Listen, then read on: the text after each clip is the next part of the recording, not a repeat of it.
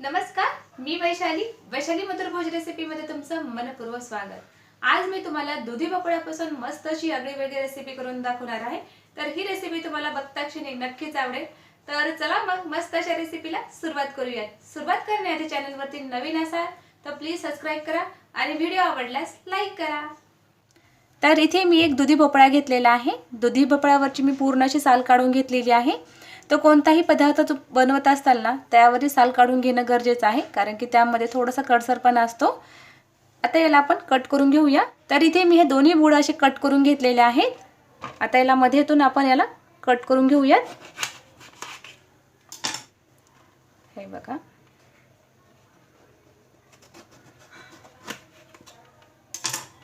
तर हे आपण अशा पद्धतीने कट करून घ्यायचं आहे। हे बघा, आता याला आपण खिसून घेणार आहोत। तर इथे मी एक खिसणी घेतलेली आहे। तर यामध्ये आपण याला आपण हे दुधी भोपळ्याला खिसून घेऊयात। तर तुम्हाला इथे मोठ्या आकाराची पण खिसणी याने जर खिसलं तरी चालतं, पण मी इथे मीडियम साइज मधले याने खिसून घेत आहे। आता हे व्यवस्थित आता याला मध्ये खिसून घ्यायचं आपल्याला।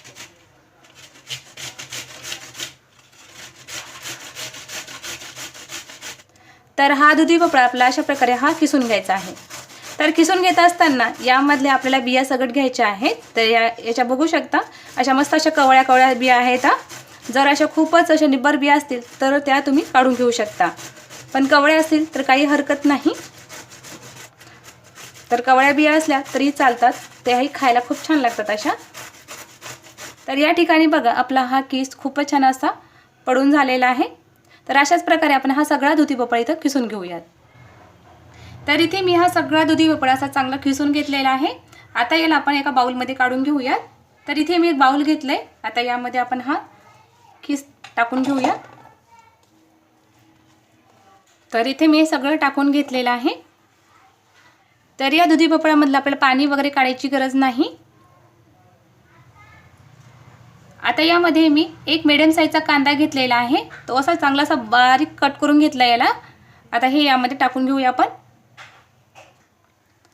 2 हिरवी मिरची ती मी अशी बारीक कट करून घेतली आहे।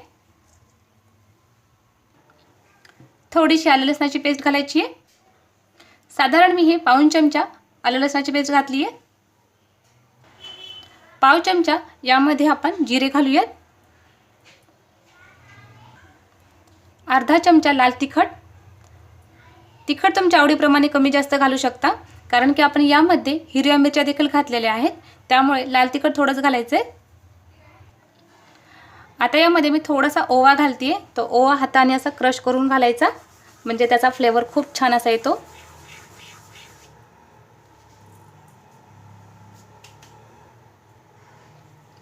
आता यामध्ये मी 1 वाटी बेसन घेतलेला आहे।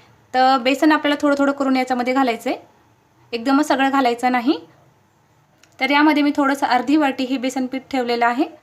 आता यामध्ये आपण चवीनुसार मीठ घालायचं आहे। आता याला व्यवस्थित आता मिक्स करून घ्यायचं आहे आपल्याला। तर यामध्ये पाणी वगैरे घालायचं नाही, कारण की दुधी भोपळ्याला जास्त करून पाणी सुटलं आहे। आणि हे व्यवस्थित आता यामध्ये मिक्स करून घेऊया। आता यामध्ये आपण ही बारीक चिरलेली कोथिंबीर घालायची आहे, ती यामध्ये टाकून घेऊया आणि यालाही व्यवस्थित आता मिक्स करून घ्यायचं आहे। तर इथे बघा हे सगळं व्यवस्थित मिक्स करून घेतलेलं आहे। अजून यामध्ये आपण हे अर्धी वाटी बेसन पीठ ठेवलेलं आहे, ते यामध्ये घालून घेऊया आणि यालाही व्यवस्थित आता मिक्स करून घेऊया। जर तुम्हाला हे पकोडे कुरकुरीत करायचे असतील तर यामध्ये तुम्ही तांदळाचं पीठ किंवा रवा देखील यामध्ये घालू शकता, पण यामध्ये मी काहीच घालत नाहीये। तर यामध्ये मी एवढ्या साहित्यामध्ये मस्त असे कुरकुरीत होतात। तर या ठिकाणी बघा इथे मी हे सगळं पीठ व्यवस्थित यामध्ये मिक्स करून घेतलेलं आहे। तर यामध्ये मी अजिबात पाण्याचा वापर केलेला नाही। तर या दुधी भोपळ्यामध्येच मी हे पीठ व्यवस्थित मिक्स करून घेतलेलं आहे। तर हे पीठ भिजवण्यासाठी मला 1 वाटी यामध्ये बेसन पीठ लागलेलं आहे। आता लगेच याचे आपण पकोडे बनवून घेऊयात। तर इथे मी हे तेल गरम करायला ठेवलेलं होतं, तेल आपलं चांगलं गरम झालेलं आहे। आता यामध्ये आपण एक एक पकोडे सोडून घेऊयात। जसे तुम्हाला आकारामध्ये, जशा मोठ्या आकारामध्ये किंवा छोट्या आकारामध्ये तुम्हाला तुमच्या आवडीप्रमाणे यामध्ये हे पकोडे सोडू शकता।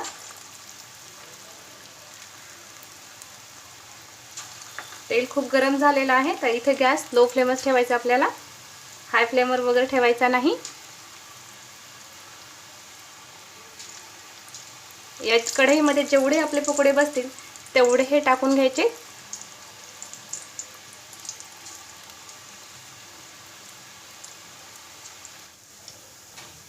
तर इथे मी सगळे पकोडे टाकून घेतलेले आहेत.